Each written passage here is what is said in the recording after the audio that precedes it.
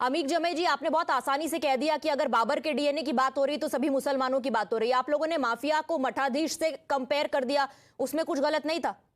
आपके पार्टी के लोग कहते हैं कि वोट जिहाद हमको करने की जरूरत है। आप 5-6 एमएलएज, मुसलमान एमएलएज को चूज कर लीजिए, फिर देखिए हमको कौन हाथ लगा सकता है। ये स्टेटमेंट सारे सही हैं। स्वाति, देखिए, आप शायद मेरी बात से एग्री करेंगी। पहले ही मत आप तय कर लीजिए, पहले बात तो रखिए। हुए लोग हैं सुन लीजिए, जो हिंदुस्तान के संविधान की शपथ खाते हैं कि वो मुख्यमंत्री हैं, वो पूरी प्रजा के मुख्यमंत्री हैं, वो प्रधानमंत्री हैं, पूरे देश के प्रधानमंत्री हैं। प्रधानमंत्री ने भाषण दिया, एक है तो सेफ है। मुख्यमंत्री जी कहते हैं बटेंगे तो कटेंगे। बांटने वाला कौन है और काटने वाला कौन है? वो तो कह रहे हैं कि कांग्रेस बांट रही है। जो लोग कास्ट सेंसस की बात कर रहे हैं, जो जाति पाति के आधार पर बांटने की बात कर रहे हैं, वो बांट रहे हैं।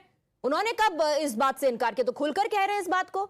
वो ऑपोजिशन को कह रहे हैं कि आप बांट रहे हो। मैं पूछ रहा हूं कि मैं इससे ये पूछ अच्छा आप मुझे बताइए, कास्ट सेंसस की बात माननीय अखिलेश यादव जी ने करी, देश में एक मुद्दा दिया। इस देश के 80% लोग हिंदू ही तो है ना, जो एससी और ओबीसी हैं, उनको तो आप हिंदू मानते नहीं है। जब अखिलेश जी ये कहते हैं कि मैं जानना चाहता हूं कि इस देश में दलितों की, पिछड़ों के पास शिक्षा में, नौकरी में, वेल्थ में उनका स्टेटस क्या है, तो क्या ये कोई बुराई है? हम जब देश को बराबर लाना चाहेंगे, हम जब देश को इक्वालिटी लाना चाहेंगे, तो आपको कास्ट सेंसस करना पड़ेगा। आप धर्म के नाम पे इस देश के हिंदुओं को इकट्ठा करना चाहते हैं, लेकिन आरक्षण में उनका अधिकार नहीं देना चाहते हैं, उनको नौकरियां नहीं देना चाहते हैं, रोजगार में आरक्षण आप खत्म कर रहे हैं।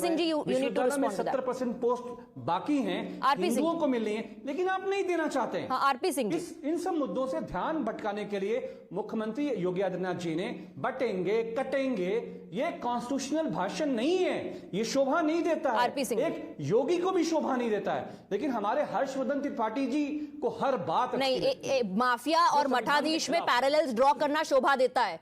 ये कहना कि वोट जिहाद करने का वक्त आ गया, ये शोभा देता है। सर आरपी सिंह जी, जवाब दीजिए। देखिए, मुझे अफसोस है कि आपने निराधार आरोप की छूट दी यहां पर अपने चैनल के ऊपर।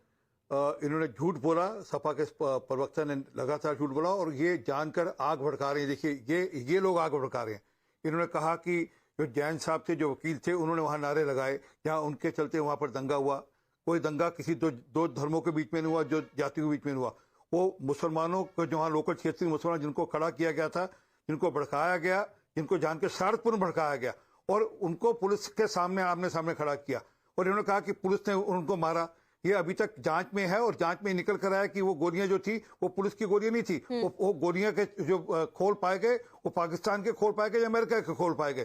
तो इसलिए ये झूठ परोसना ठीक नहीं है, और आपके चैनल को मिसयूज करके झूठ परोसना ठीक नहीं है। और आपकी जानकारी के लिए दूं, हमारे प्लेटफॉर्म को मिसयूज करने की इजाजत किसी के पास नहीं है। आरपी सिंह जी।